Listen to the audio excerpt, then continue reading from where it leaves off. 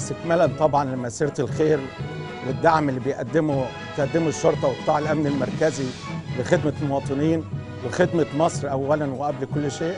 احنا بنكمل المسيرة للنقيب الشهيد أحمد حجازي، وزي ما احنا واقفين في الشارع بنحقق الأمن وبنضحي بأفراد من عندنا ضباط وأفراد ومجندين، احنا واقفين في ظهركم واحنا واقفين معاكم وربنا يوفقكم. شكر للدولة ذات نفسها على الصرح العظيم اللي هي بنته في مدينة طنطا اللي بيخدم منطقة وسط الدلتا كلها.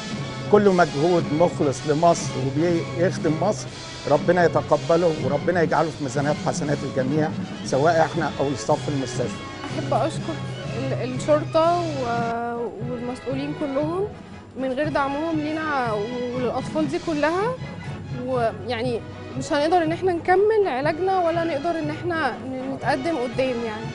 يعني وجودهم معانا محسسنا بالامان، والحمد لله يعني مصر من يوم ليوم بتطلع قدام خطوه الحمد لله. وعدنا ووفينا وزودنا ال6 ادوار اللي بتعالج ولادنا لدور زياده. الدور ده هو فرع طنطا اللي هيعالج اطفالنا بنفس الجوده والامكانيات المتطوره والحديثه.